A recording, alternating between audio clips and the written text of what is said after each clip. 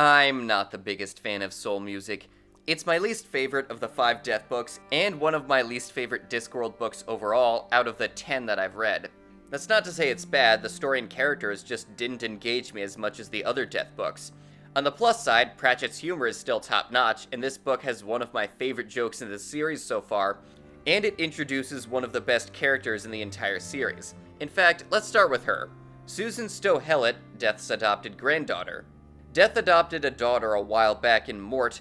She fell in love with Death's apprentice, Mortimer, and this meant they had to leave Death's realm, which meant they were now mortal, and could die in, say, a carriage accident, leaving their daughter an orphan. Which ends up happening. Susan doesn't even know she's the granddaughter of Death at first. She finds out in a very rude awakening when she's asked to take the role of Death on account of Death leaving, to try and drown his sorrow over losing Susan's parents.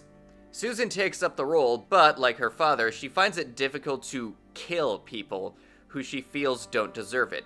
It's unfair, but life isn't fair. Like her father, Susan spares someone who she didn't want to end, but this creates a very different issue for her and the world at large.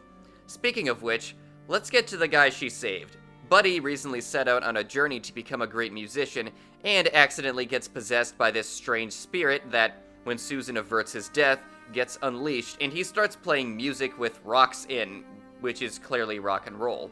And it makes everyone go crazy. It makes the band play like crazy, it makes the fans go crazy. Then resident conman, cut-me-own-throat Dibbler, decides to make a quick buck out of them, so he starts acting as their manager and taking all the money. This is clearly Pratchett commenting on the music industry, and like all of his social commentary, it's quite poignant. Something that remains an interesting part of the experience for me, even with the Discworld books I'm less of a fan of. But even then, this book is far from my least favorite Discworld book, and it still has all the existential and morbid themes that the other Death books have, and it even has its own unique strengths.